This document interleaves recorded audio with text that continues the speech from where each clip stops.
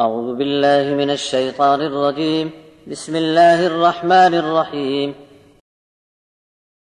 ولما ضرب ابن مريم مثلا إذا قومك منه يصدون وقالوا أآلهتنا خير أم هو ما ضربوه لك إلا جدلا بل هم قوم خصمون إن هو إلا عبد أنعمنا عليه وجعلناه مثلا لبني إسرائيل ولو نشاء لجعلنا منكم ملائكة في الأرض يخلفون وإنه لعلم للساعة فلا تمترن بها واتبعون هذا صراط مستقيم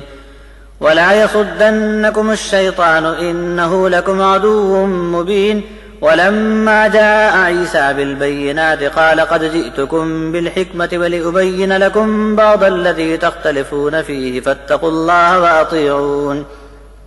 إن الله هو ربي وربكم فاعبدوه هذا صراط مستقيم فاختلف الأحزاب من بينهم فويل للذين ظلموا من عذاب يوم أليم هل ينظرون إلا الساعة أن تأتيهم بغتة وهم لا يشعرون الأخلاء يومئذ بعضهم لبعض عدو إلا المتقين. اور جیسے ہی مریم کے بیٹے کی مثال بیان کی گئی تو آپ کی قوم کے لوگ تالی بجا کر اچھلنے لگے اور کہنے لگے ہمارے معبودوں اور عیسیٰ ابن مریم میں بہتر کون ہے؟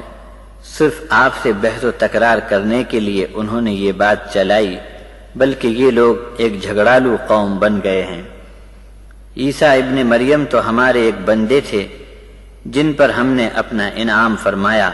اور بنی اسرائیل کے لیے ان کو ایک نمونہ بنا دیا۔ اگر ہم چاہتے تو تمہارے اندر سے فرشتوں کو بنا دیتے تو پھر وہ زمین میں تمہاری جگہ لے لیتے، اور بے شک وہ تو قیامت کے علم کا ایک نشان ہے، تم اس کے بارے میں شک نہ کرو اور میری اتباع کرو، یہی راستہ ہے سیدھا سیدھا، اور کہیں شیطان تم کو سیدھی راہ سے روک نہ دے، یقیناً وہ تمہارا کھلا دشمن ہے۔ جب عیسیٰ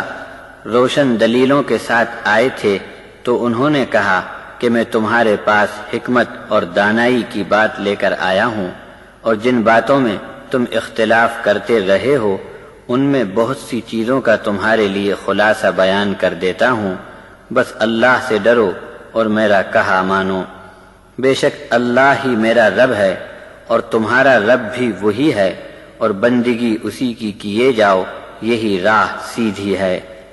پھر بھی انہوں نے اختلاف کیا، بہت سی ٹولیاں ان میں آپس میں پھوٹ کر الگ ہو گئیں۔ ہلاکت اور بربادی ہے ظالموں کے لیے جن پر دردناک عذاب کا ایک دن بس آنے ہی والا ہے۔ تو کیا اب ان کو قیامت کا انتظار ہے کہ وہ ان پر اس حال میں اچانک آ پڑے کہ ان کو خبر تک نہ ہو؟ اس دن پرہیزگار لوگوں کو چھوڑ کر تمام جگری دوست آپس میں ایک دوسرے کے دشمن ہو جائیں گے۔